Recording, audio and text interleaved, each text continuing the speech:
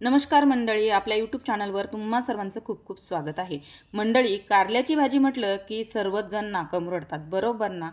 पण आज मी तुमच्यासाठी कारल्याची अशी एक भन्नाट रेसिपी घेऊन आली आहे की विशेष म्हणजे आपण यात पाण्याचा एकही थेंब न वापरता किंवा यामध्ये अजिबात गूळ किंवा साखर वापरलेली नाही, तरी जराही कडू न होणारी अगदी चविष्ट ही भाजी बनते. चला तर मग जराही वेळ न घालवता या खास रेसिपीला सुरुवात करू. तर मंडळी, इथे मी अर्धा किलो कारले घेतलेले आहेत. कारले स्वच्छ धुवून कोरडे करून आणि असे 2 तुकड्यांमध्ये कट करून आणि त्याला असं उभी चीर देऊन घ्यायची आहे किंवा उभं कट करून घ्यायचं आहे. कारल्याची साईज जर थोडीशी मोठी असेल तर 3 तुकड्यांमध्ये तुम्ही असं कट करून घ्या किंवा एकदम छोटे छोटे असतील तर संपूर्ण कारलं घेतलं तरीही चालेल. तर अशा पद्धतीने मी आता सर्व कारली कट करून घेत आहे. आणि कारल्यामध्ये जर कडक बिया असतील तर त्याही काढून घेतल्या तरी चालतील. बिया कोवळ्या असतील तर नाही काढल्यात तरीही चालतील. तर बघा, अशा पद्धतीने आता इथे सर्व कारली कट करून घेतलेली आहेत आणि प्रत्येक कारल्यामध्ये आपल्याला 2 चिमूट इतकं मीठ घालून घ्यायचं आहे. बघा, व्हिडिओ दाखवल्याप्रमाणे साधारण अर्धा किलो कारल्याला मला 2 ते 2.5 चमचे मीठ लागलेलं आहे. तुमच्याकडे खडे मीठ असेल तर ते घातलं तरीही म्हणजे अधिकच छान टेस्ट येते त्याच्याने. नसेल तर तुम्ही हे जे नेहमीचं आपण भाजीला मीठ वापरतो ते घालायचं आहे. मिठाचं असं काही प्रमाण नाही आहे, साधारण प्रत्येक फोडीमध्ये 2 चिमूट मीठ इतकं घातलं तरी चालतं. तर बघा, अशा पद्धतीने आता सर्व फोडींमध्ये मी इथे मीठ भरून घेतलेलं आहे. बघा, आता मी तुम्हाला महत्त्वाची एक ट्रिक सांगणार आहे. यामध्ये कुठेही पाणी वगैरे वापरायचं नाही आहे आपल्याला, तर त्याऐवजी आपल्याला इथे लिंबू वापरायचं आहे. तर एका लिंबाचा रस इथे मी घालून घेत आहे. अर्धा किलो कारल्यांसाठी एका लिंबाचा रस आपल्याला इथे घालून घ्यायचा आहे. बघा, आणि ह्या लिंबू आणि मिठामध्येच कारले आपल्याला शिजवून घ्यायचे आहेत. कुठेही पाणी वगैरे वापरायचं नाही आहे. एका लिंबाचा रस घालून झाला आहे, त्यानंतर गॅसवरती मी कढई ठेवली आहे आणि कढईवरती आता आपल्याला झाकण ठेवायचं आहे आणि लो फ्लेमवरती 10 मिनिट कारले आपल्याला शिजवून घ्यायचे आहे. तर आता आपली कारली शिजत आहेत तोपर्यंत आपल्याला मसाला बनवायचा. तर इथे मी छोटीशी अर्धी वाटी सुकं खोबरं घेतलं आहे किसून. खोबरं आपल्याला 2 ते 3 मिनिट सोनेरी रंगावरती भाजून घ्यायचं आहे. तेल वगैरे न वापरताच कोरडंच आपल्याला खोबरं भाजून घ्यायचे. आता खोबरं भाजत असतानाच यामध्ये 1 ते 2 चमचे सफेद तीळ घालायचे. तीळही आपल्याला व्यवस्थित असे खरपूस भाजून घ्यायचे आहेत. तीळ भाजून झाले की यामध्ये 10-12 पाकळ्या लसूण घालून, लसूणसुद्धा आपल्याला एखाद मिनिटभर खोबऱ्याबरोबर भाजून घ्यायचं आहे. आता हे सर्व जिन्नस एका प्लेटमध्ये काढून घ्यायचं आहे आणि थोडंसं थंड करून घ्यायचं आहे. थंड झाल्यानंतरच आपल्याला हे वाटून घ्यायचं आहे. तर तुम्ही इथे मिक्सरला वाटून घेतलं तरीही चालेल, पण मी खलबत्त्यामध्ये कुटून घेत आहे. तर मी हे सर्व मिश्रण थंड झाल्यानंतर खलबत्त्यामध्ये घातले. 4 ते 5 चमचे इथे मी शेंगदाण्याचं कूट घालत आहे. तुम्ही भाजलेले शेंगदाणे घातले वाटीभर तरीही चालतील. आणि हे सर्व आता एकत्र कुटून घेत आहे. हे सर्व आपल्याला थोडंसं जाडसरच कुटून घ्यायचं आहे. तुम्ही घाई असेल तर मिक्सरला वाटून घेतलं तरी चालेल किंवा पाट्यावर वाटलं तर अधिकच छान टेस्ट येते.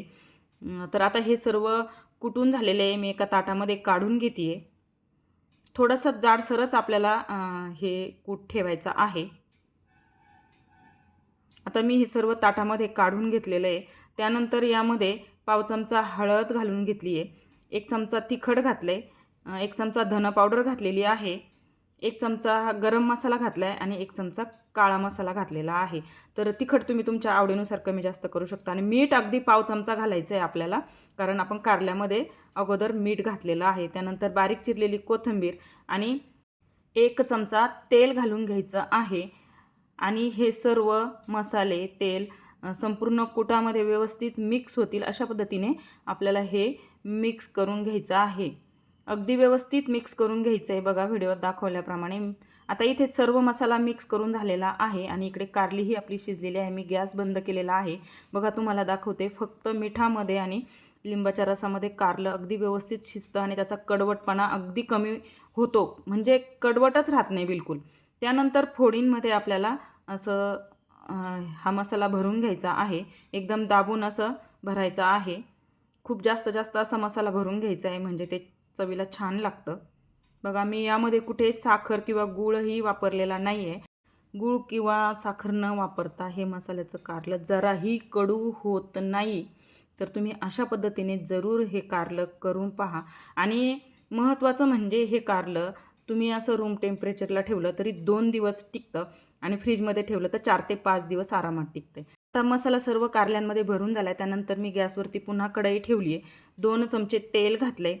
तेल गरम झालं की अर्धासा चमचा यामध्ये जिरं घालून घेतले. जिरं व्यवस्थित तडतडलं की यामध्ये पाव चमचा मी हिंग घातलेला आहे आणि लगेचच आपल्याला यामध्ये कारल्याच्या फोडी घालून घ्यायच्या आहेत.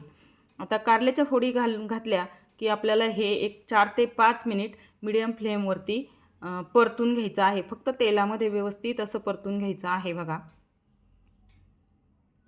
फक्त गॅसची फ्लेम आपल्याला एकदम लो टू मिडियम ठेवायची आहे, म्हणजे मसाला खाली करपत नाही आणि सारखं हलवत आपल्याला हे परतून घ्यायचे. 2-3 मिनिट परतून झाल्यानंतर यामध्ये राहिलेला जो मसाला आहे तो घालून घ्यायचा आहे.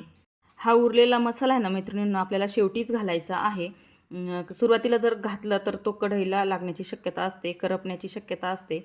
त्यामुळे थोडासा कारले परतून झाल्यानंतरच घालायचं आहे. तर आता पुन्हा एकदा हे 3-4 मिनिट परतून घेतले. वरून बारीक चिरलेली कोथिंबीर घालायची आहे आणि आपली ही कारल्याची भाजी तयार आहे खाण्यासाठी. बाजरी, ज्वारीची भाकरी किंवा चपातीबरोबर तुम्ही ही भाजी खाऊ शकता. आणि महत्त्वाचे म्हणजे लहानांपासून मोठ्यांपर्यंत ही भाजी आवडीने खातील, कारण ही जराही कडू होत नाही.